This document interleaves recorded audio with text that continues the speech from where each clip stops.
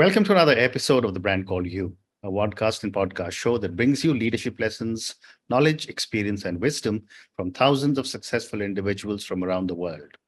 I'm your host, Ashutosh Garg, and today I'm delighted to welcome an accomplished professional and an entrepreneur from Portland, Oregon, USA, Mr. Ian MacIntyre. Ian, welcome to the show. Thank you so much for having me. Thank you. Ian is a life and business coach, and he's a serial entrepreneur. He has started e-commerce businesses in the areas of drop shipping for eBay, Amazon FBA, and wholesale. His latest venture is Oxygen Seller, an Amazon private label course designed to share his expertise in the strategies and pitfalls of the ever-evolving Amazon marketplace. So, Ian, before we talk about coaching and your entrepreneurship avatar, tell me about your own journey in brief, and tell me a little bit more about your martial arts injury that shifted your career path.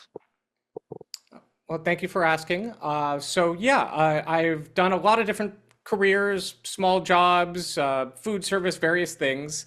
And then I found a real passion with martial arts. I started training a Korean style of martial arts, eventually started assisting classes and teaching myself. Unfortunately, I accrued a bunch of small injuries along the way, and then I finally had one really big one. It was an adductor tear, a groin tear, and it pretty much ended my martial arts career. And so from there, it took 10 years to get that injury properly identified and treated. And in that time frame, I lost a lot of mobility. I spent almost all of my time at home. I was walking with a cane. This was my early 20s. And so it forced me to get very creative with what I was going to do professionally. From that point, I started to get into coaching because I'd have so many friends come over and start talking to me about their challenges. And I found when I was helping them, I wasn't in as much pain. So it was really nice to be able to focus on other people's challenges. And then because whatever problems they were having seemed kind of small compared to what I was going through, it gave me a lot of opportunity to help people overcome their challenges. And then my friends would come back the next week, say, hey, we talked about this thing, I went through with it, and it really worked.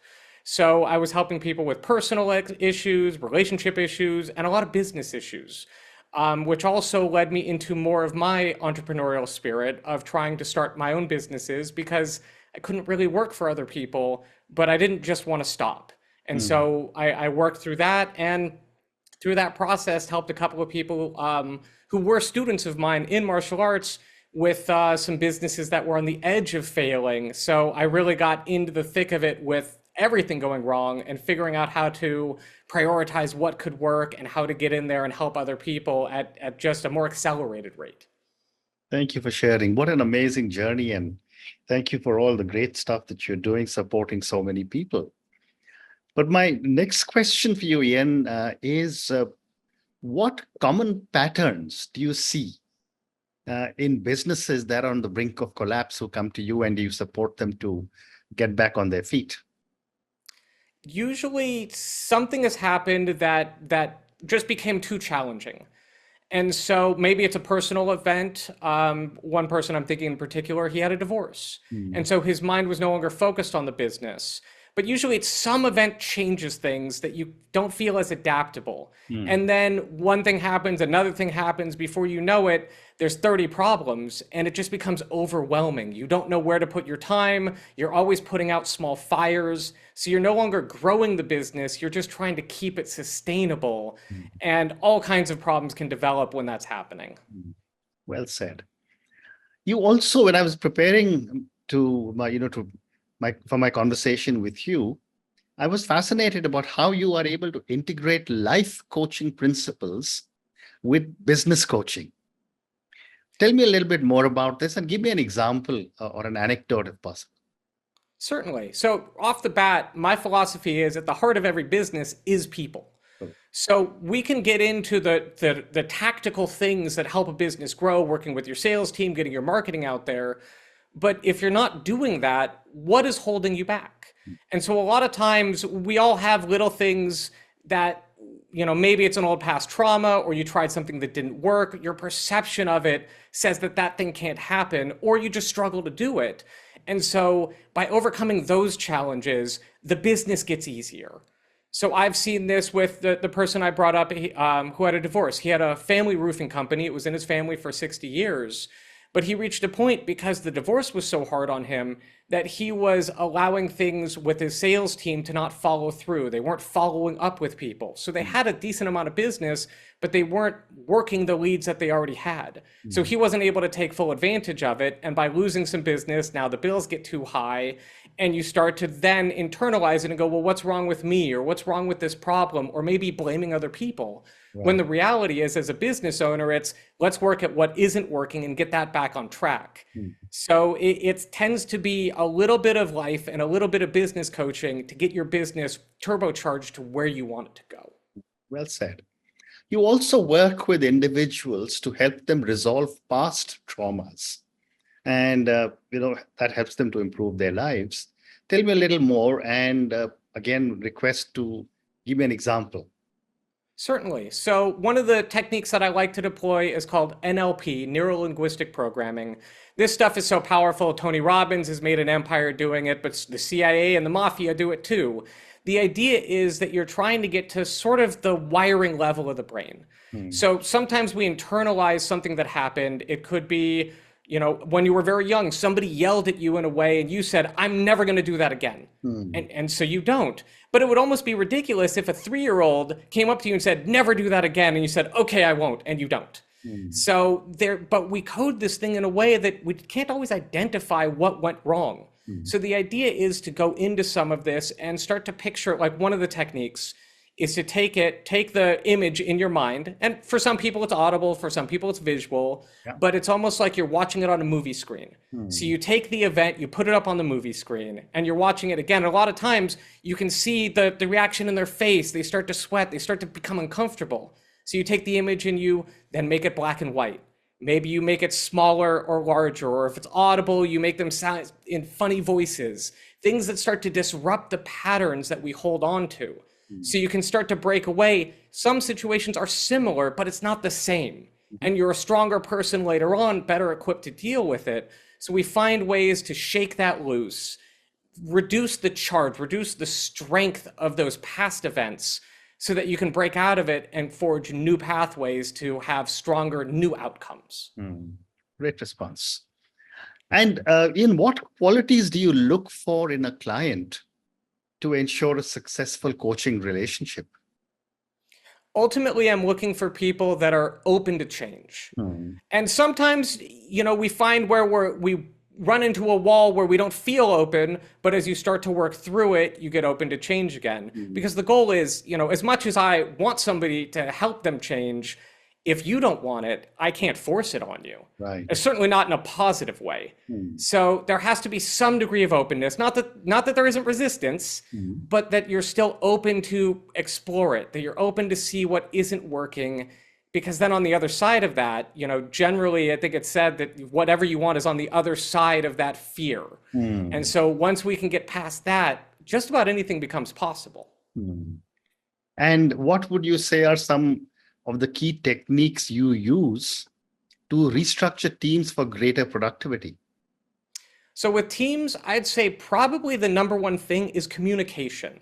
Usually at a team level, something's not communicating well. We all have assumptions. And for some people, you assume the other person took care of something, they didn't, then you get frustrated with them. When communication breaks down and everybody is individually saying, well, I'm just going to do my own thing, that doesn't help a team. And so in the beginning, it's absolutely over communication, because if you're under communicating, anything more starts to feel like over communication. But the more the team is talking, and not just meetings, because a lot of teams can get caught into too many meetings. You're having a meeting every day, that hampers productivity. But how can we talk through the day, learn each other's communication styles, bring the whole team up so everyone feels like they are part of a team, and that usually helps people strive harder and work more to the collective goal. Well said. And what role does emotional intelligence play in your coaching?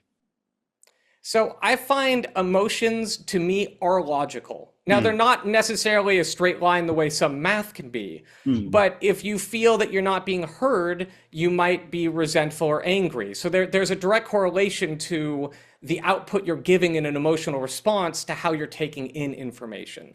So if we can come from a place of no judgment, but how do we get to a point where your emotions and your logic are connecting in a way that when you interact with other people, your team, your management, your employees, your boss, whatever it is, that you're now communicating in a way that supports the way you feel, but also supports the way they feel. So we can get rid of all of that messy junk in the middle and just get to where we want to go. Right, right. Well said. A couple of more questions related to coaching, and then we'll come to your entrepreneurship role.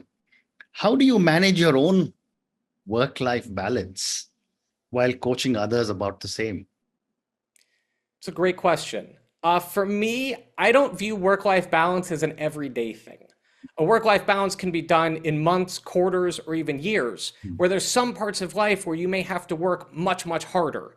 And so you have less recreation. Right. But those afford you the time to enjoy more. If you have a very young child, you might have to put more time into your family because that's an important stage. Or, if it's a new business, you have to put more time into that. But the important thing is to realize that there is some balance as you go. It's not equal, but there's a little bit of balance so that you don't burn out or get too stressed out. But understanding if you're looking at a timeline of 10 years, your balance can be front loaded with more work, and then you have more leisure time and opportunity. So it's time scale. That's what does it for me. I've had seasons where I work very, very hard and seasons where I get to enjoy the fruits of my labor more. And then it goes back and forth as you're trying to build the next thing. Very well said. And my last question relating to coaching, Ian, how have you been shaped by people in your life? And how are they influencing you as a coach today? I wouldn't be the coach I am today without other people in my life.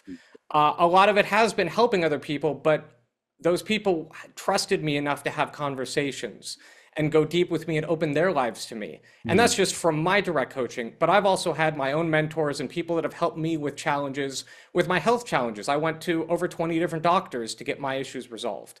Some of them didn't listen very well. And some of them were incredibly helpful and caring and helped me get to the point where I am, which taught me a tremendous amount about compassion as well. You can have a lot of compassion and still be very effective in business. Right. So I'd say unequivocally, I would not be here where I am today without the help of other people.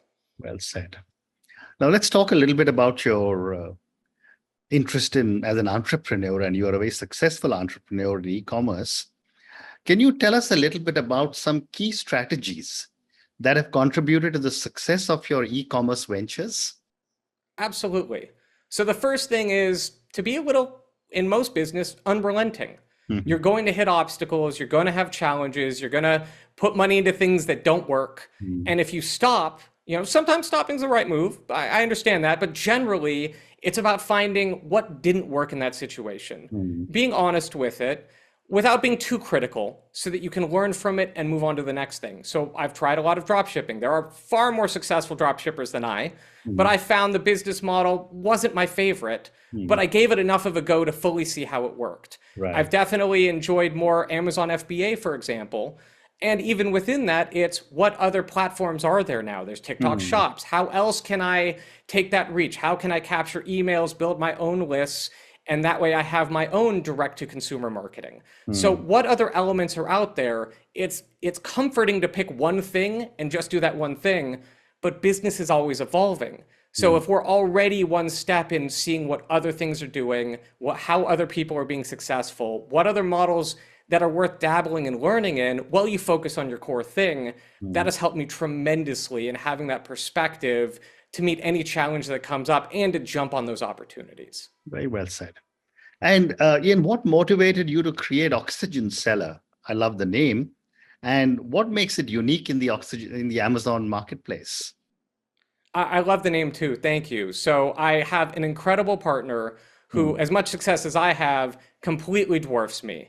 He's done over $350 million in sales on Amazon. And so we teamed up to bring a course to help other people launch their products on Amazon. So this is going from concept stage through manufacturing, setting up listing, doing all the branding, and selling the products through Amazon, but not just on Amazon. Once you've done all of those processes, like I said before, you can take those products to any of these platforms and find potential success. Right. So it's about bringing this knowledge and experience and helping more people find financial freedom and opportunities within the space that really does have so much opportunity to provide. And how long is the course? So it's an 8-week course to go through. And with that is also group coaching to be able to, because it's nice to have a course and there's so much material to go through, but it's also incredibly important to have that extra step of having somebody answer your questions, point in directions, and be able to have those conversations that really help you get that successful footing. Because a lot of people can learn just by looking at something, but so many more people gain from having that coaching experience to be able to meet that challenge where if you start to feel a little unsure, you get that confidence. If you have a good idea, you get even more confidence with it. And at each stage, you're able to then to lean on the success and experience of other people. And can any viewer and listener who could be listening to our show, could they just sign up by going to Amazon, or what is the process? So, well, the process for us, so what we like to do is we offer a free 1-hour masterclass that breaks down the whole process. Now, this won't quite get you to launching your own business, but it gives you all of the idea of what's entailed and what's needed. Normally, we charge $2.99 for it, but I'd love to offer that for free. All you have to do is reach out to me at ian@oxygenseller.com. That's IAN at oxygenseller.com. There is other material, though. We are not the only ones. So you can find a lot of information on YouTube, and Amazon also has information, though Amazon on the platform will give you some of the nuts and bolts you need. It won't give you all the tricks and tips that you need to actually be very successful. But like you said, for what we do, we like to make sure that people are fully aware of what to do, what the little things you can do to make it more successful, how to build that brand, how to stand out in the crowd, because there's a lot of people doing it, but you can still outperform a lot of them by going a little bit extra. And so that's what we focus on. Wonderful. Thank you for this response. My next question for you, Ian, is what common pitfalls do you see new sellers encounter on Amazon, and how can these be avoided? So there's a handful of pitfalls that can happen. There's a few stages. So one stage is in the manufacturing, understanding how to source your products, where to go, how to talk to factories to make sure you're getting the right kind of deals and that everything gets to you the way it's supposed to. Another pitfall is Amazon itself. Their rules are updating all the time. Any of these technology companies, social media companies, they change a rule and you have to adapt. And so if you don't know it, if you're not staying on top of it, they can catch you off guard. And we're pretty good at being able to manage that. And then, like any business, sometimes what you do doesn't work, or what you do works in the beginning and then stops working. And so it's about understanding how to pivot and being able to recognize these things that really matters, because it's great when you're successful out the gate, but then something changes and you don't know what to do. And I've seen many sellers just stop when the reality is maybe it's changing your listing, it's updating your branding, or sometimes it might be getting a new product, but you've done so much of the heavy lifting to get to this point that stopping now is unfortunate, where a little bit of an adjustment and you're going to find even more success. Fabulous. I have time for 2 more questions. My next question is, what are some of the key factors to consider before scaling up an e-commerce business? I think it's like scaling up any business. It's the more systems you can have in place. Now, in the beginning, it's just about making your first dollar, or if you're making a little bit of money, tapping into that revenue stream. Because I think most of us have been guilty of what's called analysis paralysis, where we just think too much and don't take enough action. So a lot of times it's get to making money. But then as you're making money, it's important to put those other things in place. Maybe it's hiring somebody, a virtual assistant, or hiring somebody that won't be too expensive to be able to take some of your tasks off of your plate, so you can focus on the activities that you're best at. So that's the general idea, is just as you scale, start to look towards what systems work, how you can make it so that you're not, because the last thing you want to do is start a business and then work at 20 hours a day. Right. So how do you prioritize those activities? How do you automate some of these things? How do you get other companies that can help you so that you get more of your time back, and then you can spend that time driving your business forward instead of just working in it. Well said.